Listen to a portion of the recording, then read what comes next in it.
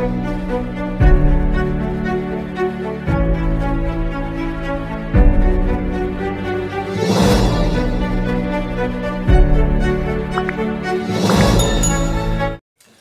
Welcome to our channel. మరి ఈరోజు game changer cinema అయితే రిలీజ్ అయింది. మరి ఈ సినిమా రివ్యూ అయితే నేను ఇవ్వబోతున్నాను. మరి ఈ సినిమా తారాగణమైనటువంటి గ్లోబల్ స్టార్ రామ్ చరణ్, మరి అందాల నటి అయినటువంటి కియారా అద్వానీ, మరి ఎస్జే సూర్య, శ్రీకాంత్, హీరోయిన్ అంజలి గారు ఈ సినిమాలో నటించారు. మరి అంతకు మించి ఈ cinema direction, pride of Indian cinema direction అయినటువంటి శంకర్ గారు. ఆయన సినిమాలు మనం ఎన్నో చూసాం.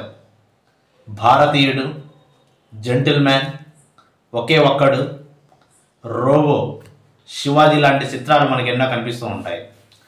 మరి అదేవిధంగా ఈ సినిమా ఎలా ఉంది అనే విషయాన్ని మనం వచ్చేద్దాం.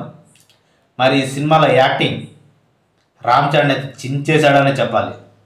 ఒక ఐపీఎస్ ఆఫీసర్గా, ఒక కలెక్టర్గా, ఒక రైతుగా, ఒక స్టూడెంట్గా అయితే మనకి ఈ సినిమాలో కనిపించాడు. మరి అదేవిధంగా దిల్ రాజు మొన్న ఫంక్షన్లో చెప్తూ ఓన్లీ పాటలకే 75 కోట్లు ఖర్చు అయ్యాయని చెప్పాడు. నిజమే, ఆ సినిమా విజువల్స్ అయితే అంత రేంజ్లో ఉన్నాయని చెప్పాలి. మరి ఈ సినిమా బ్యాక్గ్రౌండ్ స్కోర్ ఎస్ఎస్ తమనన్న వాయించాడంటే అది బ్లాక్ బస్టర్ అనే అర్థం. మరి బ్యాక్గ్రౌండ్ స్కోర్ ఏ రేంజ్లో వచ్చిందో మనకు అర్థమవుతుంది.